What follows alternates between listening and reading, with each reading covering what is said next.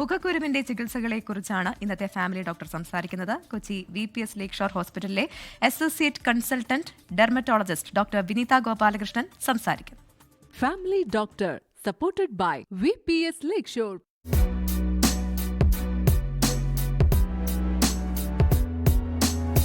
മുഖക്കുരുവിൻ്റെ ട്രീറ്റ്മെൻറ്റിനെ പറ്റി നമ്മൾ ചിന്തിക്കുമ്പോൾ എങ്ങനെയാണ് മുഖക്കുരു ട്രീറ്റ് ചെയ്യേണ്ടതെന്ന് ചോദിച്ചു കഴിഞ്ഞാൽ നമ്മൾ അതിൻ്റെ സ്റ്റേജ് അനുസരിച്ചിട്ടും ഇൻറ്റൻസിറ്റി അനുസരിച്ചിട്ടും എത്രത്തോളം തീവ്രമാണ് മുഖക്കുരു എന്നുള്ളത് നോക്കിയിട്ടുമാണ് നമ്മൾ ഇതിൻ്റെ ചികിത്സാ രീതികൾ നിശ്ചയിക്കുന്നത്. അതായത് ഒരാൾക്കോ അല്ലെങ്കിൽ ഒരു കോമൺ മുഖക്കുരുവിന് എന്ന് പറഞ്ഞിട്ടൊരു ഓയിൻമെൻറ്റ് പോസിബിൾ അല്ല. കാരണം ഓരോരുത്തരുടെ മുഖക്കുരുവിൻ്റെ തീവ്രത വ്യത്യസ്തമായിരിക്കും. അവരുടെ പ്രായം കണക്കിലെടുത്ത്, അവരുടെ സ്കിന്നിൻ്റെ ടൈപ്പ് കണക്കിലെടുത്ത് എത്രത്തോളം തീവ്രമാണ്, ഏതൊക്കെ ഏരിയാസിലാണ് മുഖക്കുരു ഇൻവോൾവ്മെൻ്റ് ആയിട്ടുള്ളത് എന്നുള്ളതനുസരിച്ചിട്ടാണ് നമ്മൾ മുഖക്കുരുവിൻ്റെ ട്രീറ്റ്മെൻറ്റ് നിശ്ചയിക്കുന്നത്. ഇതിൻ്റെ കാരണങ്ങൾ കണ്ടുപിടിക്കുക എന്നുള്ളതാണ് ഇതിൻ്റെ അകത്ത് ഏറ്റവും ഇമ്പോർട്ടൻറ്റ്. കാരണം മുഖക്കുരു വരാൻ ഒരു കാരണം ഉണ്ടാവും. അത് നമ്മൾ പ്യൂബർട്ടിയിലാണെങ്കിൽ അത് ചിലപ്പോൾ ഹോർമോണലായിരിക്കും, അല്ലെങ്കിൽ നമ്മൾ എക്സസ് ആയിട്ട് ഓയിലി ആയിട്ടുള്ളൊരു സ്കിന്നിൽ ഒരുപാട് സീബഗ്രന്ഥികളിൽ നിന്നും സീബം ഉണ്ടായി ആ പോസ് ക്ലോഗ് ചെയ്തിട്ട്, അതായത് അടഞ്ഞിട്ട് വരുന്ന കുരുക്കളാവാം. ഇതിന് ഓരോന്നിനും ട്രീറ്റ്മെൻറ്റിന് വ്യത്യാസങ്ങളുണ്ട്.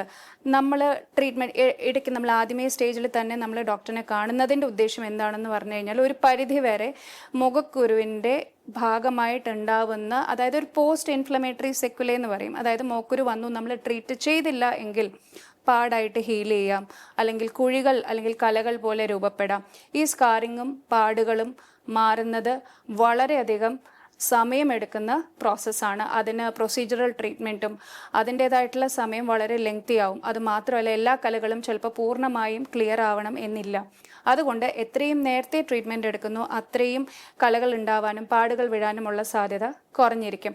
ഓയിൻമെൻറ്റുകളിൽ തന്നെ നമ്മൾ കുറയ്ക്കാൻ പറ്റുമോ എന്നുള്ളതാണ് നമ്മൾ ഫസ്റ്റ് സ്റ്റേജിൽ നോക്കുക. അതിൽ കൺട്രോൾ അല്ല എന്നുണ്ടെങ്കിലാണ് നമ്മൾ ആ സീബഗ്രന്ഥികളുടെ നീർവീഴ്ച അല്ലെങ്കിൽ ഇൻഫ്ലമേഷൻ കുറയ്ക്കാനായിട്ട് നമ്മൾ അകത്തോട്ടും നമ്മൾ ഗുളികകൾ കൊടുക്കാറുണ്ട്. അതിലും ഇമ്പ്രൂവ്മെൻറ്റ് ഇല്ല എന്നുണ്ടെങ്കിൽ നമ്മൾ ബ്ലഡ് ടെസ്റ്റുകൾ ചെയ്യേണ്ട ആവശ്യം വരാറുണ്ട്. നമ്മൾ കൂടുതലും ഒരു ഹോർമോണൽ ഇംബാലൻസ് സസ്പെക്റ്റ് ചെയ്യുമ്പോൾ നമ്മൾ അതിൻ്റേതായിട്ടുള്ള ട്രീറ്റ്മെൻറ്റും ഇവാലുവേഷനും ചെയ്ത് അതിനനുയോജ്യമായിട്ടുള്ള ട്രീറ്റ്മെൻറ്റാണ് നമ്മൾ ചെയ്യേണ്ടത്. Family doctor supported by VPS Lakeshore. ലോകത്തെവിടെയായാലും ഏത് സമയത്തും 24 വാർത്തകളും ഓഗ്മെന്റഡ് റിയാലിറ്റി പാക്കേജുകളും എക്സ്പ്ലെയിനറുകളും വിശദമായി കാണാൻ ഞങ്ങളുടെ YouTube ചാനൽ നിങ്ങൾക്ക് സബ്സ്ക്രൈബ് ചെയ്യാം.